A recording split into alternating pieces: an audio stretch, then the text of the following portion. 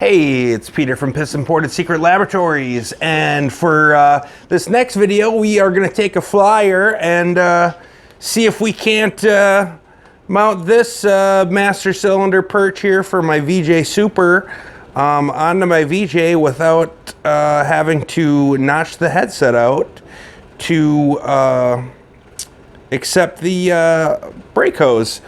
And I've never done this before, and I can't say that I'm an expert, but you know, if this doesn't turn out, we just won't put it on YouTube.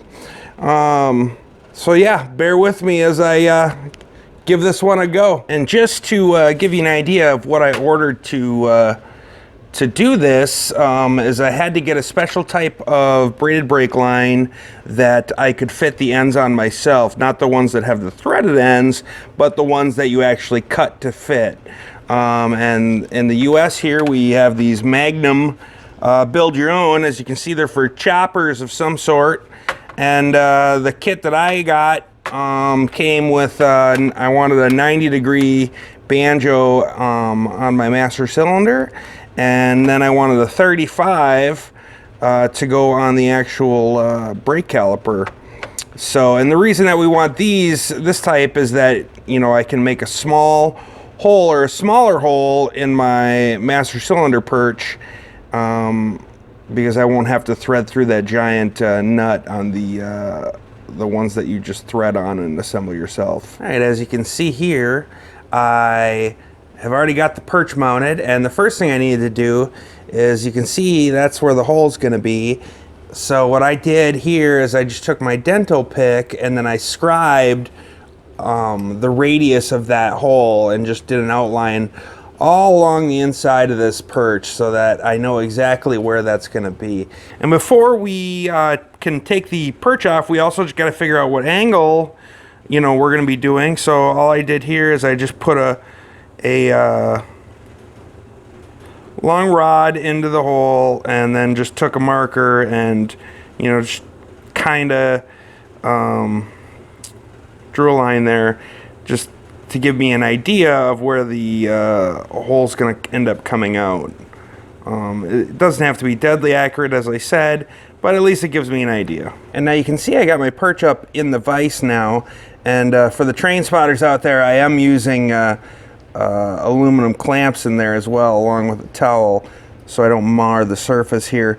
But I just took my rotary tool and I made a little shelf inside there, and then I outlined with a black marker here, you know, my tracing from when I had it on the scooter. So I know about, you know, where that hose is going to go through, and then I just picked a spot right there in the middle. I didn't want it to be, you know, too high or too low. And then I took the rotary tool and made that little shelf, and then I could use my center punch and you know, give myself a starting point in there, you know, for my drill bit. And then now for the next step, we'll actually just take a small pilot bit and drill that through. All right, now we're actually just going to drill it. And the goal here is to take it really slow.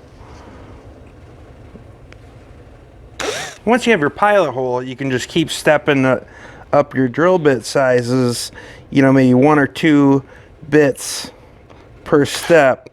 You know, you want to take it slow again.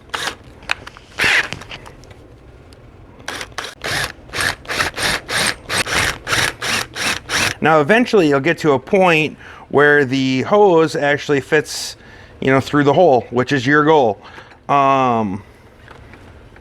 And what I'm going to do next here is I'm actually going to clean this up a little bit.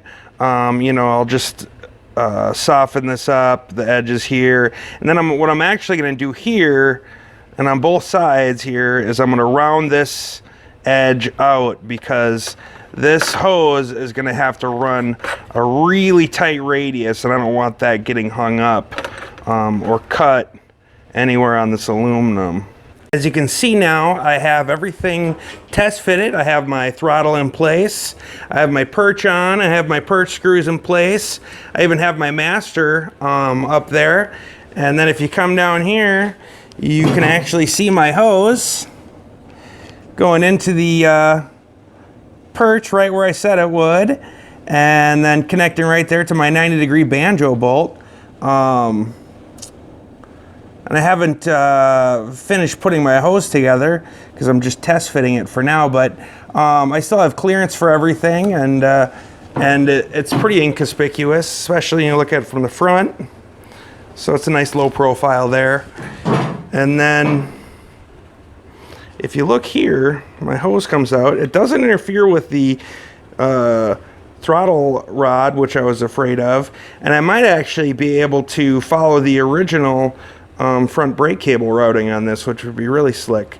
I also chose the black hose as opposed to the stainless steel clear sheath type because I wanted it to be kind of inconspicuous, at least as far as the hose is concerned. So black is a nice incognito choice for that. I didn't want to draw any attention to it or anything. So yeah, that is how to do that. Glad it worked out for me so I could do this video. Hopefully you guys have a good and successful time doing this at home. Don't forget to like and subscribe.